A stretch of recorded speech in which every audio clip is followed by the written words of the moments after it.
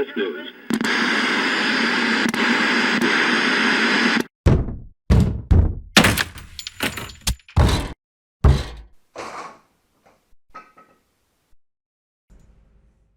It's Saturday, baby.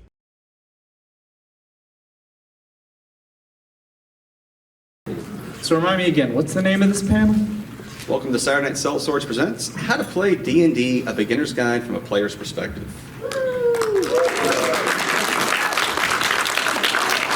I'm Blake Tilley. I'm Tom Mitchell. And we will go through just how to play, basics, kind of get you going. Who here actually has never played or barely played? Okay, then this is the panel for you guys. So next year we do the intermediate. So D&D and pretty much any tabletop out there is basically the DM or GM, Chaos Master, Lore Master, whatever they're called. They're the narrator, the writer of a story, and the players represent the actual characters. But unlike an author, the characters have full control of what they do and you have no control of that. As much as it may vex the DM at times, but it's more fun for the players. Because you can pretty much do about anything you want within reason of the world. And even not. Yeah. So like a basic example would be, the DM would describe, you walk into a room, you see 3 doors. What do you do? And it's up to you as the player to decide what your character does. Now, that could be you try to open the door, you check it for traps, maybe if it's locked, try to pick it, or break the door. Yeah. Or fireball. Exactly. Actually, one of my perfectly favorite ways to do this is use a some type of 2 flesh spell and then just carve it open. It's fine. Yeah. Stone to flesh and just. We did that to a wall once. You Yep. did that to a what? A wall. A wall. A wall. We couldn't get the door open, so we went around it. W-A-L-L. It worked. I got right through that wall. It Oh worked. yeah. You That's do the- a stone to flesh spell to turn the wall into flesh, and then you just carve a nice little hole. Yep. Ew, but effective. But that's the fun of the game. You can have creative solutions for problems that, unlike in a video game where there's only so many choices, and you got to choose one of those, this could be any number of things. And one advice I can always try to give new players is, if you have an idea, don't be afraid to try it, because it could end up being the best idea in that situation. And the first rule I like to tell new players is, in the DMG, Rule 0 states, the DM can adjust the rules as he sees fit. So arguing with him will get you nowhere. Trying to outthink him or outsmart him would be the absolute best way to achieve this goal. Yeah, it's not you versus the DM. It's not them versus you. It's a collaborative storytelling event. So yeah, it's you guys are just telling a story together. It's a team effort. And a good DM and a good player set, you guys will make great stories. Whether you succeed or fail at your checks, your adventures, you'll have fun. Yes. I prefer to call it collaborative storytelling. You and the party are telling a story, and basically you both need to work together to achieve the ending of that. Yep. So D&D, like many RPGs, are broken up into basically 3 pillars. You have your exploration, you have your social, and your combat. Now, a lot of people know about the combat, they hear about the combat. But the exploration would include going through ruins, wilderness, old archives, crypts. Searching a room, Yep. looting a body. Pretty All of the much. fun stuff. This is where you learn a lot about the lore of the world or the campaign. Maybe the special clues you need to figure out who the villain is and how to stop them. The social is talking with NPCs, murder mystery, intrigue, the politics. Similar to what we're doing right now. Yeah. We are the NPCs. You can interact with us to get information for your future quests of playing D&D, running D&D, or hosting your own panel about D&D. And then combat, of course, is when the social goes bad. The diplomacy has failed and the monsters or the villains decide No, I'm not going to give you the item from the shop because you haven't rolled so well. We're going to fight now. Why does that always happen to me, though? Literally, it's like I tried a charisma. All right, now roll initiative. Yep. The shopkeepers are very short-tempered. Well, it's not my fault I refuse to pay any shopkeeper who charges 10 gold for a wand. Yeah. But so when you come across an interaction, you essentially have what you do. So it breaks down into usually you have a movement, and effectively what the main thing you do are your action or standard action. And then regardless of what edition, in 5th edition, it's a bonus action. This is something it doesn't take as long as a standard action, but it's more or less something quick and easy. Like grabbing an item from let's say you grab an alchemist fire and then use your action to throw it at the enemy, as a primary example. I have a pouch. Literally a quick action for me to pull a beer out. Yep. Now, you see, here, I'll give you a perfect example. Quick action. Swift action. Standard action. See, quick action, pull it out the pouch. Swift action, just crack the can. Standard action, actually applying it to some other part. So like when you draw a sword, that's actually a standard action because you're applying a sword to your hand. Yep.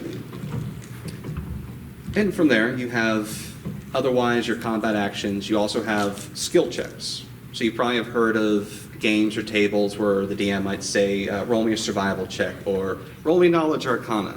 This is utilizing your character's passive abilities or their expertise to hit a certain number, which is usually referred to as a DC or difficulty challenge.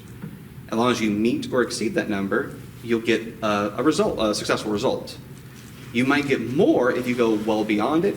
You might get a little bit, even go under sometimes. Depends on it. Like if it's something your player would have, or your character would have some common sense knowledge, like, oh, you used to sail, you would know at least this basic information. Oh, I only rolled a 5. But you still know this.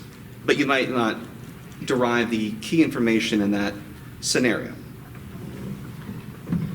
And then You were covering skill checks there. Yeah. And I will let you know that DCs vary depending on which edition you're actually playing. 3.5, those DCs can get really high. Pathfinder, it kind of middles out. And with 5th edition, you have bounded accuracy, so those DCs don't get too difficult. Yeah. Bounded accuracy is more on the DM side of things, but as he explained, 5th edition is a streamlined, but sort of they've cut out the crunch of the numbers. So the numbers only ever get so high.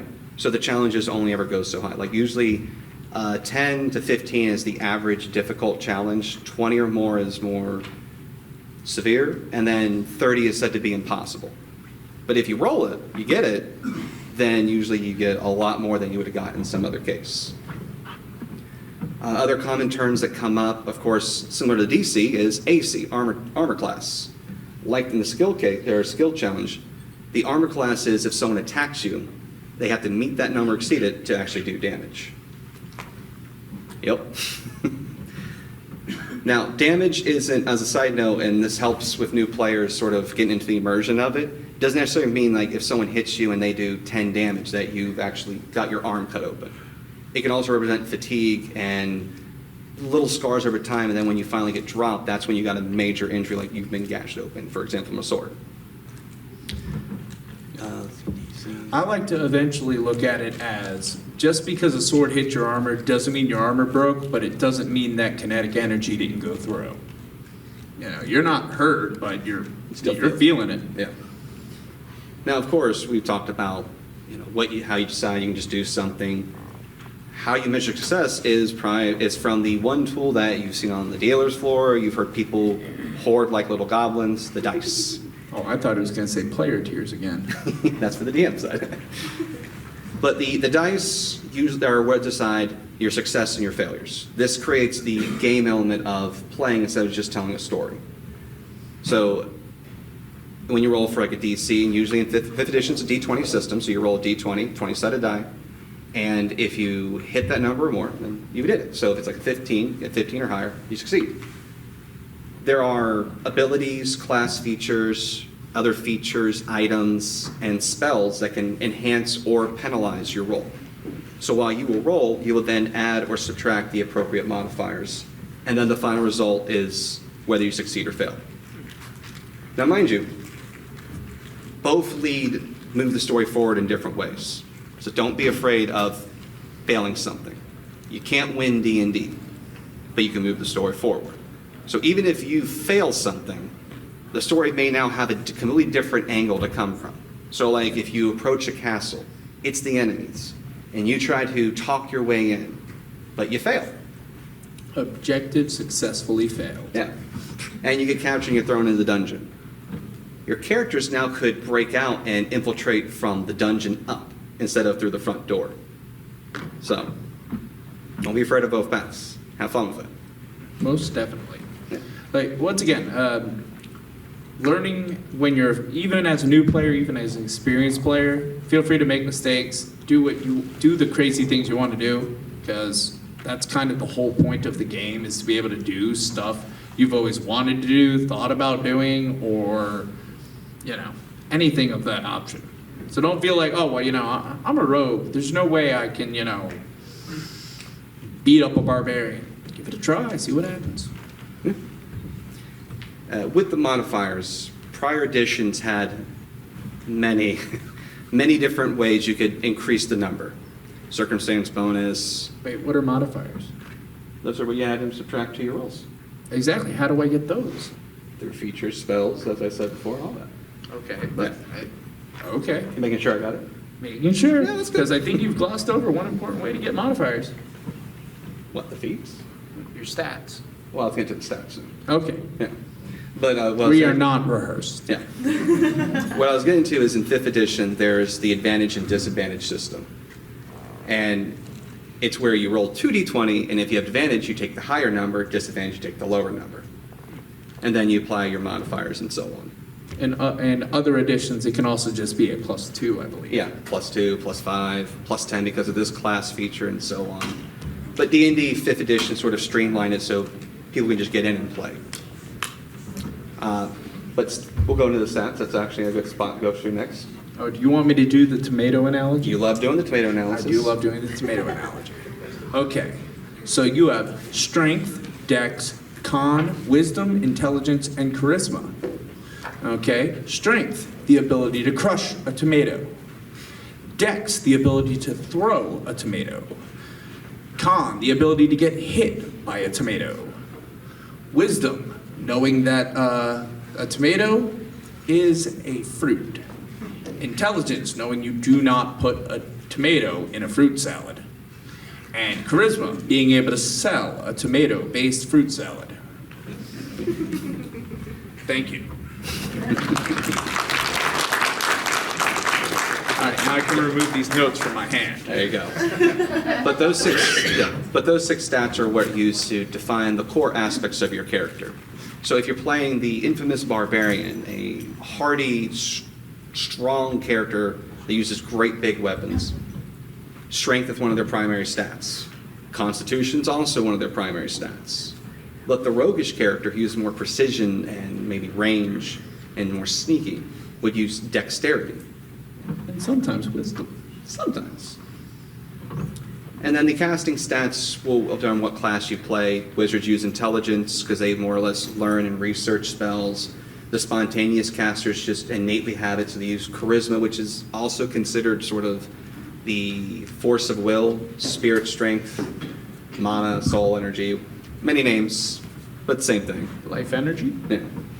And wisdom is more or less common sense and also tied to divine casting. So your clerics, your druids, they typically use wisdom as their casting stat. But in the end, those whatever set you would use primarily, you would focus on when you make your character. And then there are now feats. You'll hear about those probably many times, or eventually if you start playing. These are passive abilities that you get as you level up that will further enhance and specialize your character. Yes. Now, 5th edition only has not as many as prior editions, but these feats are more powerful than the prior editions. So one of them, infamous one, Great Weapon Master, you can take a -5 on your attack roll. but you get a plus 10 on the damage if you hit. So it increases your damage output quite a bit.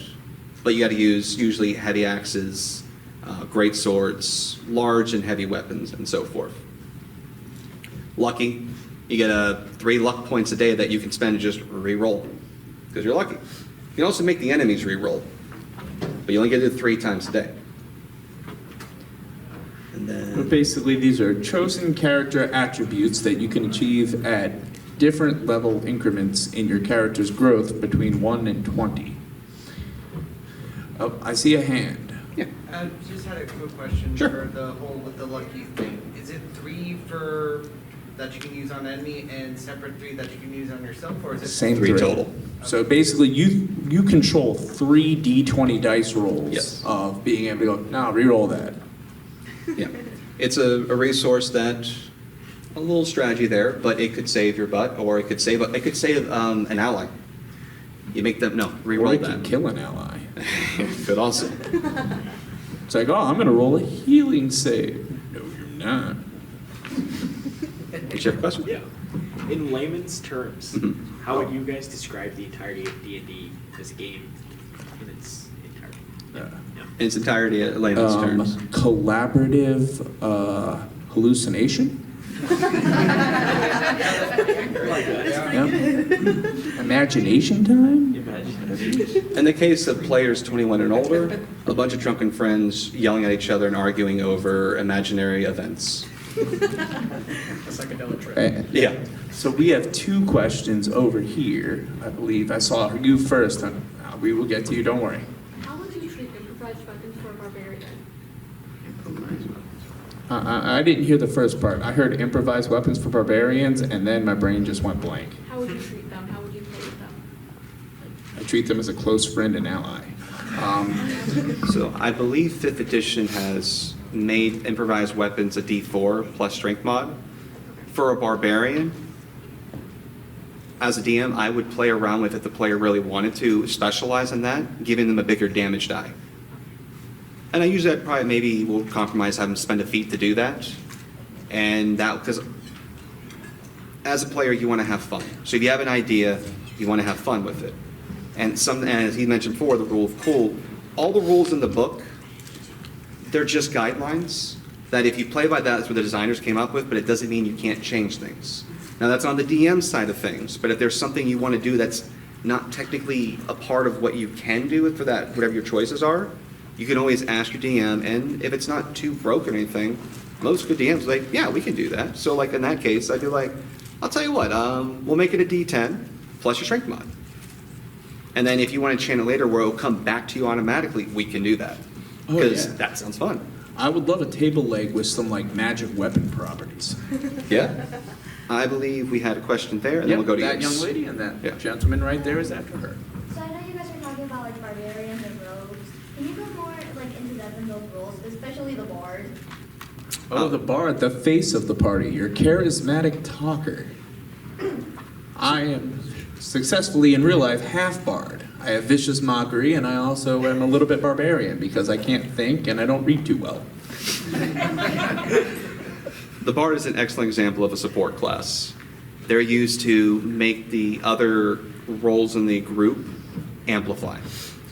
So in 4th edition, the class were assigned certain roles, but this kind of translates over whether it's used officially or not. And you see in a lot of video games, you have your tanks, you have your healers, you got your damage dealers, and then you got your support classes.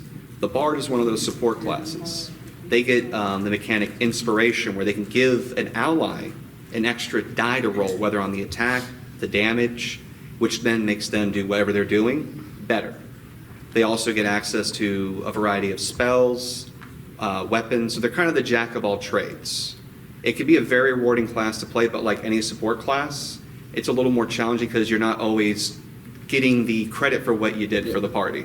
Yeah, the party tends to look over the bard when they give +1, and then when the barbarian hits them with a +1, it's like, oh, the barbarian did it. It's like, Yeah. you wouldn't have hit crap if it wasn't for the bard. Yeah. So support classes are required, and you should always give support to your support classes. Yeah. And get that as a badge, support Oh, yeah. classes. You had a question? So my question was already kind of half answered about like the flexibility of classes. Mhm. Well, I guess I would kind of want to piggyback it. Like, let's say you have a character that kind of starts off somewhere, but then like over time you want to like slowly change that. Is that like still possible? For example, let's say I have like a mage, but then like they kind of lose interest in magic and they want to be fighting. Is that like? Or become a gish. Oh, you mean like multi-classing? Yes.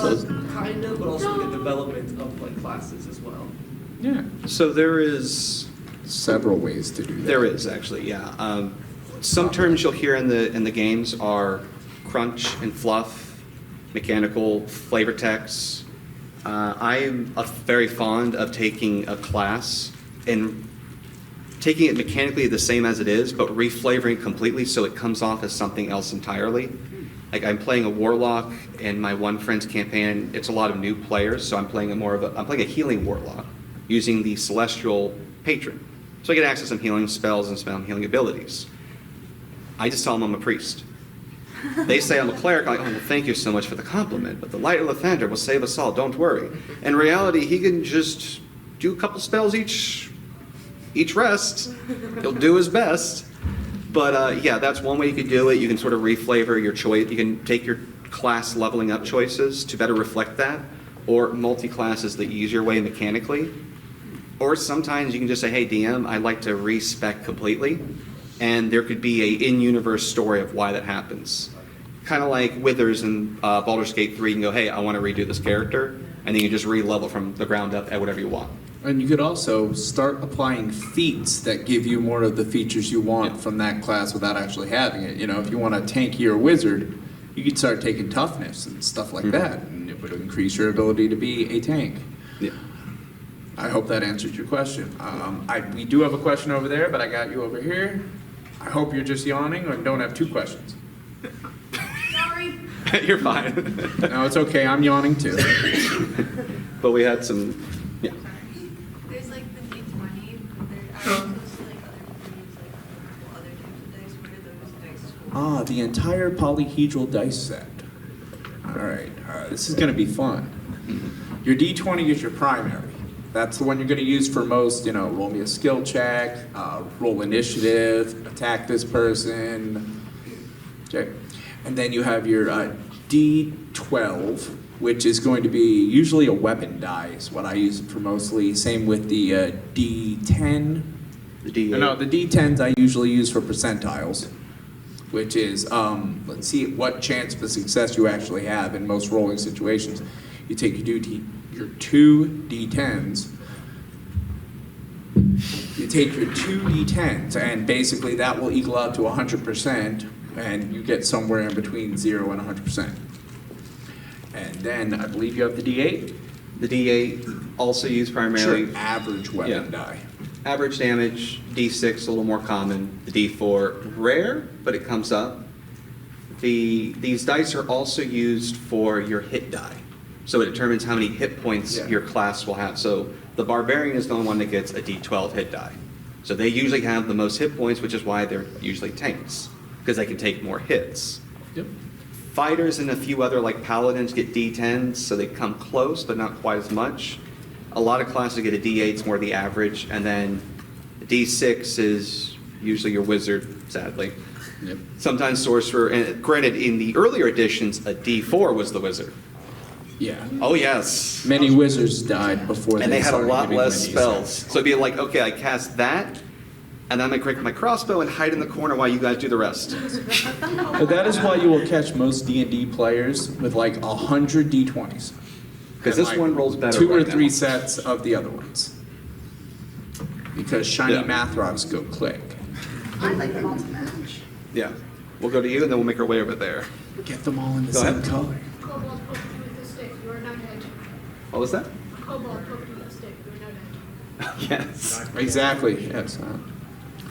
We'll come back The to you. We wizard had some got a questions over migraine there. and the headache applies. But I believe this man had a question over here. Any advice on finding games? Ah, yes. So I have found your local comic store and game store one of the best places to find someone local. You can go on looking for group, I think there's a Reddit for that. Roll20, actually there's a section where you can apply to be in people's groups. And then of course, Google Hangouts, Discords, all that. You can find many groups there. But I usually start with the local game store. I've actually had wild amount of success just mentioning to random people I work with and spend time with, I'm thinking about playing D&D, and then watch how many people go, oh, you know about the secret addiction. I mean, just look at this room right here. You had a question in the back? Don't worry, man, I got you. Do you have any tips for coming up with more interesting and more in-depth characters? Yes. Actually, I'm having a panel tomorrow a little bit more about that. But Dark generally, backstories. to make more interesting, more layered characters, I always say come up with a concept and try to hit that concept as close as you can. Because one thing about tabletop is that while you can make nearly anything, you can't make your superheroes, your anime characters, most of them, 100%. Like, you can never make Batman. You might be able to make an aspect of Batman, maybe the detective, maybe the street brawler, maybe the ninja, but you're not going to get all three because of the stat requirement and the skills and all that. But I would say reflavoring is a great way to do it. I had a friend who wanted to play in a game. He was really into Bleach, and he wanted to have Ichigo's Bankai. And I was like, yeah, we can do that. We can do a fighter with the action surge ability, so your multi-attack that gets double attacks as you going really fast. Or you can do a little bit of barbarian, and when you rage, you're actually pulling the mask down and powering up and hitting harder. That's a few ways to do that. Yep. Any thoughts on that? I'm sorry, you were talking so long I forgot the question. Making more concept, more layered characters. Well, I find it one of the best ways to actually present a more layered character. I don't know if this would help, but trying to decide on a completely separate personality for that character than your own. So that way, when you're presenting this character, it's like, oh wow, this person, it's got a lot. And then giving it a fuller backstory. Like knowing it's like, I know this character because I know what this character's gonna do because I've been thinking about this. And until your friends start considering you having multiple personality disorder or something like that, it's really fun to mess with them that way. I hope that was helpful. This young man right here, and then this young lady over here. And then we also have him. And then we also have that guy over there, and that lady. All right, I can't go any deeper than 4, or I will start melting. Yeah. How would you describe to a complete beginner the actual, why am I forgetting, the stats and how they move into the skills? The tomato example, for one, I'd start with. It's always fun. Always. Okay. That's why I have it memorized. And then I would break up the skills what skills are associated with and explain why a little bit. Because like investigation and perception, some DMs do interchangeably, but in reality, perception is a general look over, while investigation is a more thorough examination, and you're looking at, like, you're picking up and looking at it, as opposed to just, oh, there's a can of beer right there.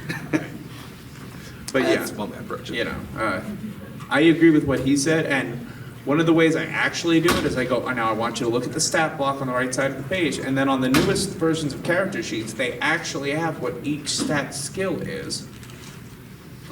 And from there on, you pretty much be able to go, okay, so I see why athletics is based around strength, and I see why bluff is charisma. And that tends to help quite a bit with the explanation as to which stats go into what. Okay. I believe that young lady over there was next. Yeah. So apologies in advance, I'm literally new at this, so It's okay. I'm slowly following along. Okay. I don't know much of the jargon and So stuff. am I. I think DM means Dungeon Master. Yes, DM, Dungeon Master, Okay. GM, Game Master. You can also call them Dungeon Daddy sometimes. But maybe if you could share a bit, like if you remember anything from the very first time you played and what that was like, maybe sharing some of that. And would you say that, like, from the little that I understand, you don't want to just literally sit down, it's not like a typical thing where you can just sit down and enjoy, and you want to have a developed character beforehand, correct? And how to go about that? Yes and no on that part, actually. Okay. So character creation, while you probably get in the routine of making many characters, and one day you might play 2 of them or 3 of them. I've made a lot of characters in the past, but I have put in You have? a week on the side of just making character, all their stuff, thinking like from level 1 to 20, all the features, what they're going to do, how this and that, and then I've made a character on the fly. Depending on the scenario, depending on what you're feeling, either's fine. A little preparation helps because then you work with the DM in creating a story that better suits that character. Because if they're doing a grim, dark story, you don't want to bring in a slaptastic character who better fits in My Little Pony. It may not mix that well, but that character might mix better somewhere else. Well, I think of some of the stuff we dealt with first. Any thoughts on that so far? Well, first, hard to disagree. I find it, no matter how dark the setting, everybody needs that one comedic input. So I will make the slaptastic. I will be the first guy to go, no, I don't want a dark backstory. I'm going to an adventure because I'm trying to find the guy who slapped my butt in high school. No, I didn't even see who it was. I don't know if it was even a dude, but I'm going to find him. And I will wreak my furry vengeance upon him. You're furry then, Jim? Don't ask. Sorry, I was told to keep the panel PG-13, so yes, furry vengeance. Yeah. As for when we first played, One-way ticket to midnight. yeah, our DM was very gracious on not overloading us with stuff, and he had us more focus on what our characters could do. Don't worry about like making these complex characters. Just focus on that so you learn it. So don't be afraid to make a basic fighter, a basic wizard. I went to the academy, I learned magic, I'm now adventuring. Nothing wrong with that. Learn how to play the character mechanically, and then you can do all the bells and whistles you want. And honestly, a question I get a lot based around this similar question is, how prepared should I come in with my character, and as prepared as you care to be? Yeah. You know, it's like if you come in with a thesis this big, DM will like it. He won't like reading it, but he will like it because he'll be able to use that information in his campaign. If you come in with half a page that goes, I give myself permission to do whatever I want, no, they're gonna let you play, but I don't think you get to do everything on that list. Also, copies of your abilities that you have help. That you can just Index pull up and cards. read, index cards, print out versions, so you're not having to open this book. Oh, okay, it does this. Oh, wait, but I need to know this now. Yeah. Oh, I gotta know this now. I just having it like, I was playing an alchemist in Pathfinder, and I literally had a 3-ring binder this thick. I had my character sheet, my buffed character sheet for spells and concoctions. I had his background stuff, his racial stuff, his class features, for all the levels. I had the character advancement, then I had everything he could craft, every bit of his spells. So if I need to, I'll be like, no, it does this. You don't have to do that. I tend to do a lot of bookkeeping when I'm bored at work during the week, so. But you can be that thorough, or just, there's my character sheet. Let's go at it. It's not even written in what's describable as English. It's chicken scratch mixed with a bezel. Yes. But yeah, excellent question. I think we had you and then, yeah. So in my first campaign, I play a warlock character, and I kind of just Yes. swung it, and I picked a patron type at random that sounded kind of cool. I've done that. But I wanted to know a little bit more about what the different types of patrons are and what they can give the warlock character the abilities to do. So you mentioned like the celestial patron, and you're like, oh, Yeah. healing. I had no idea about that. I kind of The Celestial is in Xanathar's Guide for Everything for 5th edition. I love that. On a side note, for all the material for 5th 5e, the 5e Wikidot has everything. It tells you where the source is from. It's an excellent for just a quick look at everything. But to your question, I love Warlocks. They're my favorite class. The Genie Warlock in Tasha's, very fun to play. The patrons are more or less whatever you and the DM decide to make it. It can be an actual god. It could be a demon. It could be a devil. It could be a lesser servant of one of them. It could be an angel. mine's a hot fairy girlfriend. Yeah. And there is nothing wrong with that. That deity gets you wings. There's one player, I believe, Brendan Lee Mulligan on Dimension 20, I think. He had a warlock that was, his patron was himself. He was also playing a zombie-type character, and he was recording like how every time he died, how it felt. But he was constantly at 1 hit point using the undead mechanic of you make the fort save, you don't die. But that's how he fluffed it. But Self-confidence. But the fun thing about the warlock class is that And I didn't go near it at first because it looked too complicated when I first started, but I regretted that. The patron gives you that main flavor and his special abilities and expanded spells. And depending on what you want from it would be the patron I would choose. So like the healing, I did Celestial Warlock because it comes pretty close to the Life Cleric. For the general, just really good combat Warlock, the Fiend Demon one just does wonders. The Trickery, the Fey Warlock is great. If you want to have that really cool weapon that's maybe a sentient weapon like, well, Ford from Critical Role 2, the Hexblade Warlock. The Genie Warlock is one of the only Warlocks that gets a 9th level spell when he hits the appropriate level called Wish. And you can pick one of the 4 types of genies, Ifriti, Jinn, and so on, and you get special abilities based on that, including temporary flight. It's a very fun one to play. You can even go inside your own little bottle for a little bit. So you have a portable little, like I was gonna make mine to a tavern. I can just go in on a long rest and just be like chilling in there. But yeah, it's definitely fun. And then of course, whatever boon you choose also further specializes the character. I could do probably a whole panel on Warlocks actually, but no Next problem. year, I play barbarians. I worship the sword. The sword bringeth blood. Blood bringeth life. Back to the barbarian. Yep.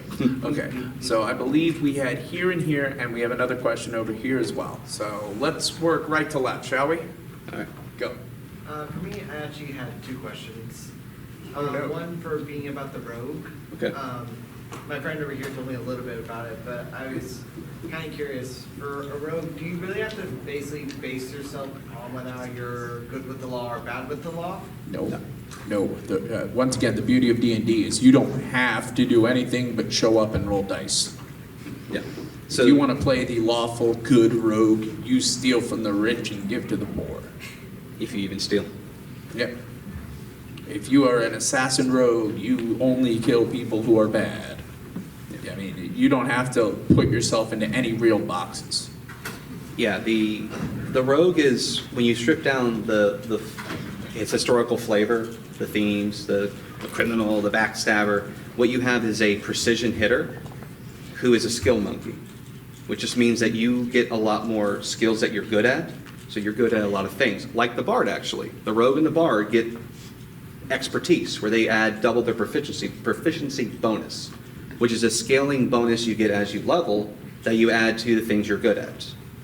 So it starts at 2 and ends at 6 by, in between on certain levels. So like a rogue would be, you'd pick certain skills, you're good at these skills, and you can flavor that, you learn them any way you want. My favorite for knowing lock picking is, my father was a blacksmith. I worked with him. I know how locks work. Or there's another one where I was a rich kid who got to break out at night and not let my parents know. And you don't have to be the thief. I've only played an actual thief on a rogue one time, but every other time everyone thought I was. Like, don't give him the stuff, he'll take everything. So one time I was like, I'm gonna make the thief. And it was actually a fairy who had this long convoluted name and would not reveal he was a rogue. It was just random gibberish, but he hit really hard, sneak attack. So, yeah, flavoring is spice of life on that. Who is next? I believe that, Joan. Oh, you had 2 questions. Yeah. Oh, yeah, second question? Yeah, Okay. Sorry. No, sorry. I was curious, like, is there any type of way where, like, you can kind of put, like, a pact on your character? Like, for me, one of the things I like to do with my characters is they have to die a warrior's death. Oh, yeah. The person that they're fighting and myself go all out, no Mhm. holding back, just... That's a great way to reinforce on yourself roleplay. So when you give a character certain traits like that, like, no, if I go into a fight, it's a fight to the death, no matter what. Even if it's detrimental to you as a player, like, no, this is what I made the character do, so I'm doing it. I have done that myself. Yeah. Many of his characters have called out the leader of the army in front of us going, let's fight one-on-one. That decides everything. I had a paladin face down an entire army and die from 300 arrows. Yeah. To the face. Yep. But yeah, no, that's a double-edged sword. Oh yeah. But having bonds, like on the character sheet, there's like bonds, flaws, and all that. You can use those all you want to give that character that life, and you always try stuff that you normally wouldn't do, to explore that side of things. Like I have one friend who likes to play evil characters, but he played a lawful good cleric for us. And it was so hard for him not to let the evil character come out when we were interrogating the enemy. But he managed to hold on. But yeah, good question. That gentleman right there, I believe she also has a question, but we also had a question over here, so we will work our way around, I promise. Yeah, my question is, for someone who may or may not be able to commit to like long campaigns or being able to show up frequently, is there ways to do like pickup games or? I find there is a really great item from the Pathfinder community. It's basically a cursed item that dimensionally blinks them out at moments in time. So when they can't show up, they're not there. When they need to show back up, boom, they're back again. Yeah, They're actually called meta artifacts. yes, they are handy in that regard. One of the hardest part about playing this game is getting everyone's schedules lined up. There's a phrase that's called herding cats. It's not a joke. It's pretty much like herding cats at times.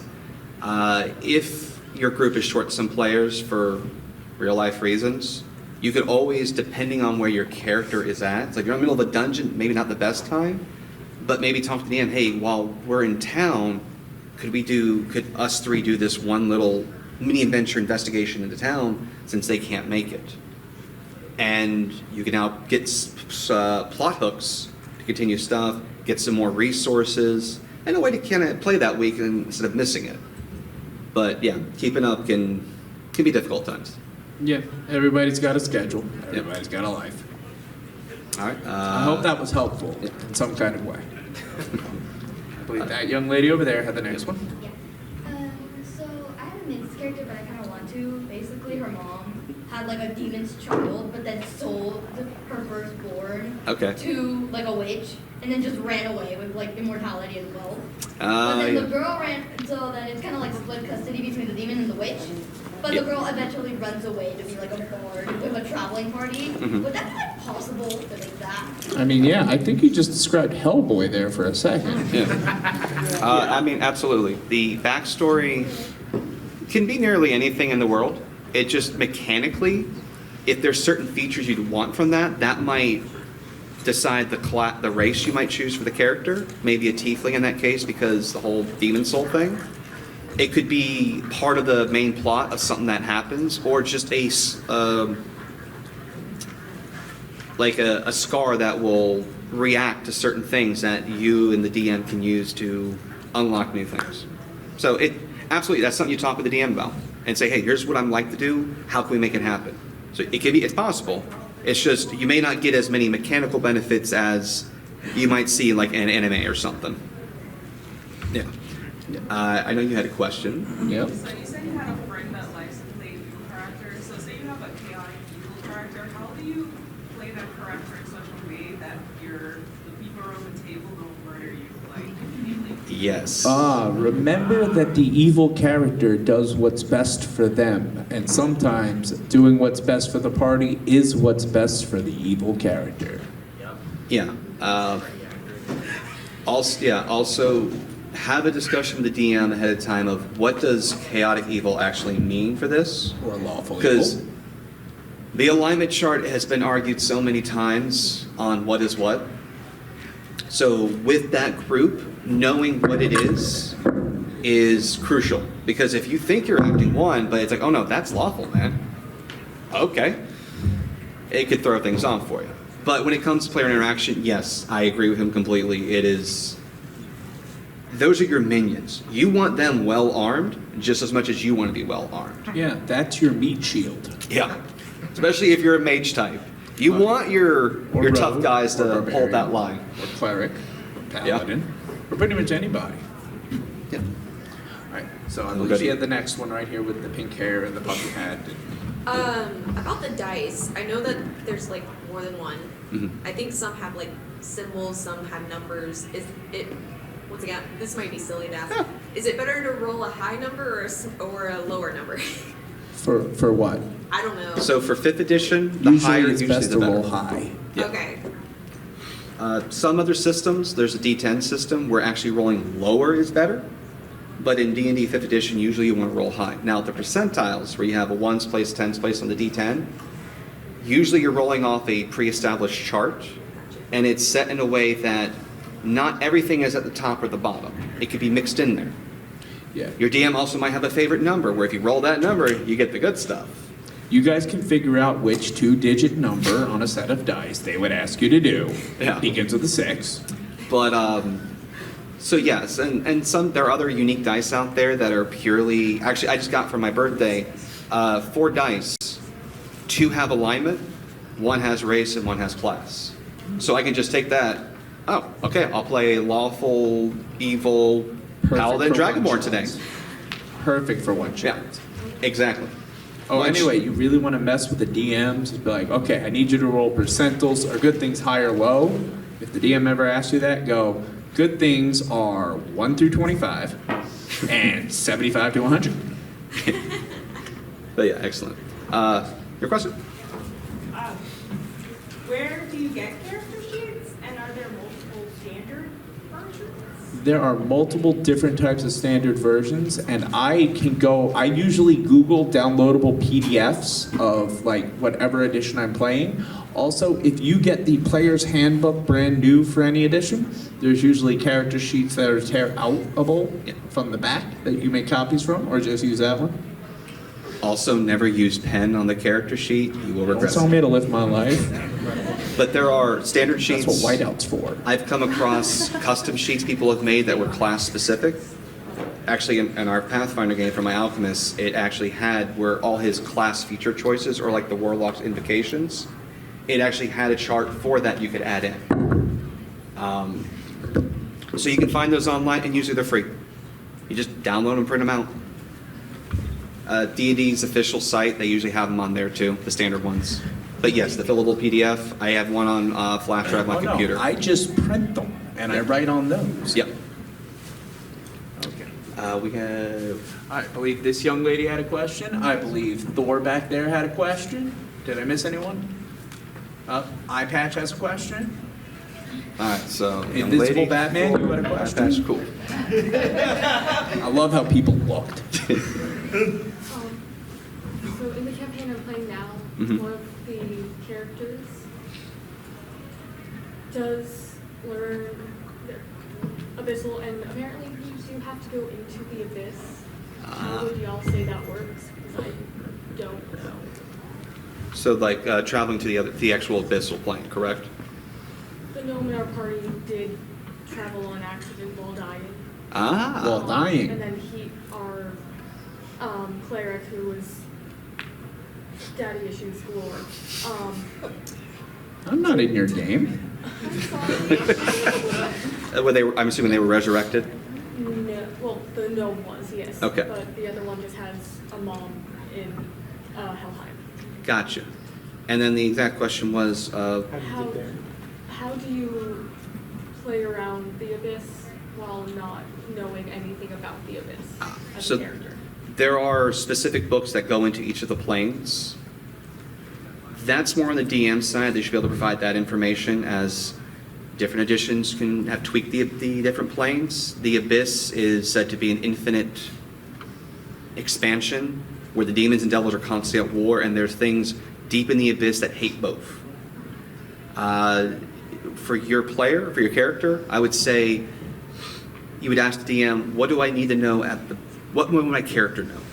This way you would just jot that down and use that, and then if you want to learn more through the story, that could be a story beat to explore with. Thank you. No problem. Okay.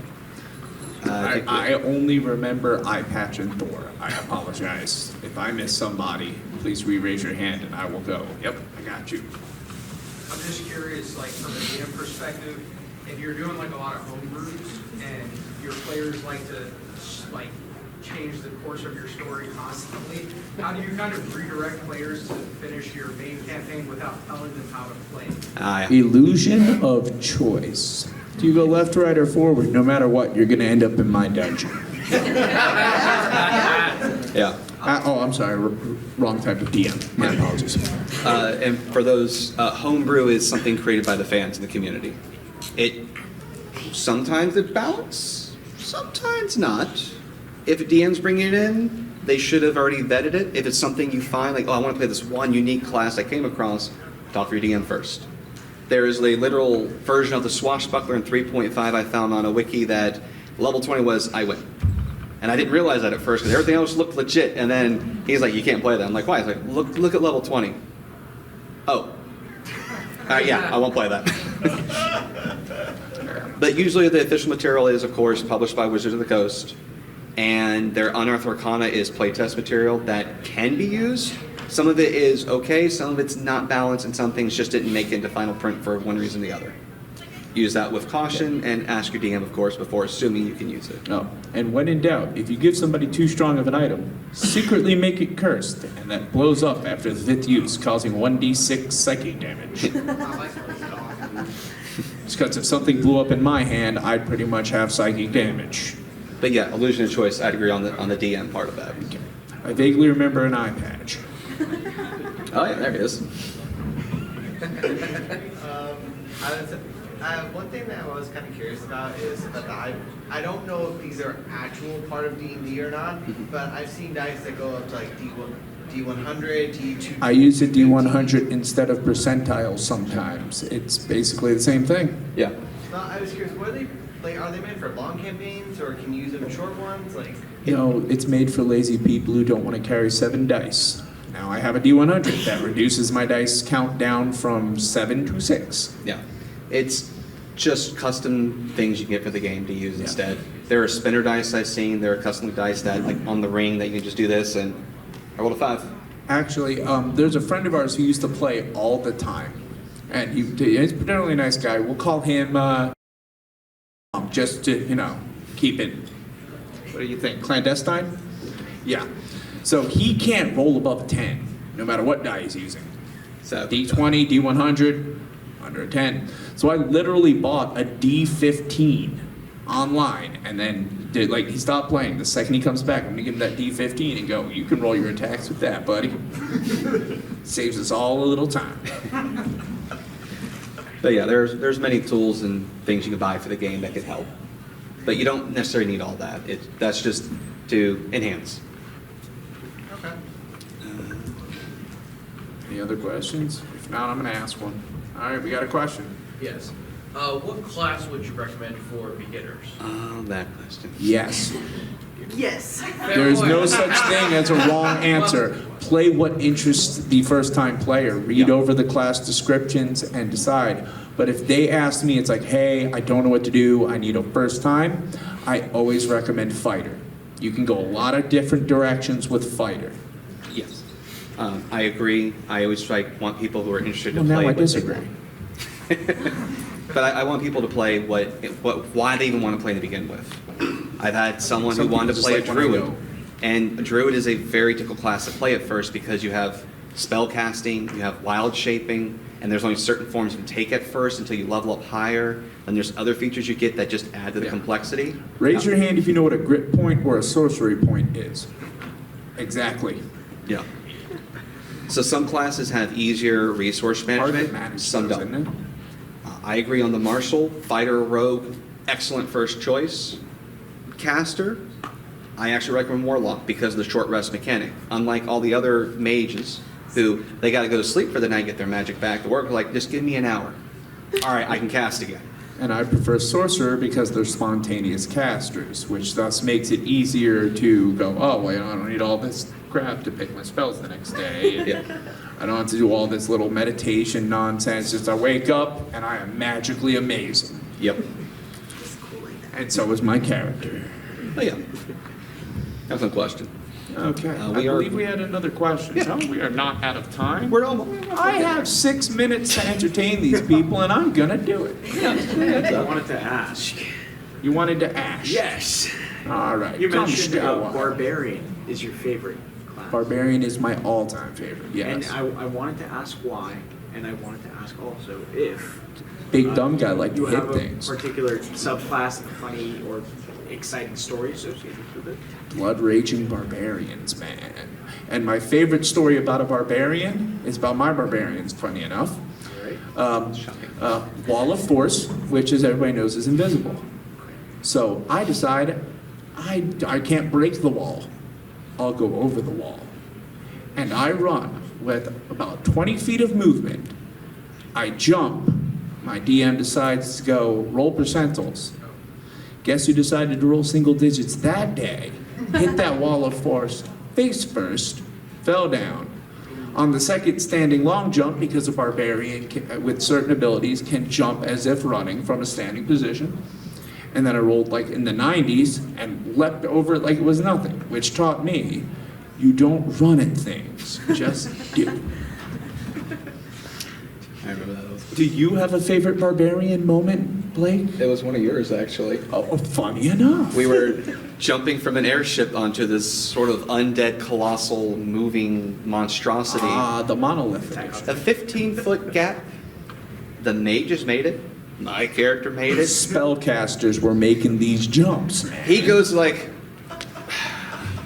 1.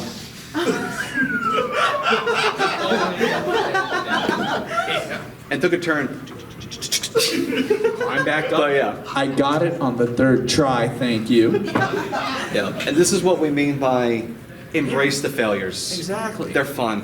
They make memorable moments. They're awesome. Link, he came to town. Do you guys prefer to DM or like play? I don't like doing both, I know that. I hate playing a character with my party because it's really hard to argue with myself and see people going, Tom, stop, you're talking to you. I enjoy role building, so I do like DMing. But I'm also, whether I like it or not, the power gamer in the group. And I love making characters and trying different tricks and combinations and pushing it to its absolute limit to see what it can do. Like earlier, talking about having a ridiculously high AC, and the DM's going, yeah, of course it doesn't hit you. To the point of, does a 60 hit? Does an 80 hit? Yes, that hits. And to the point where the DM's just taking swings at him. Did that hit? Huh?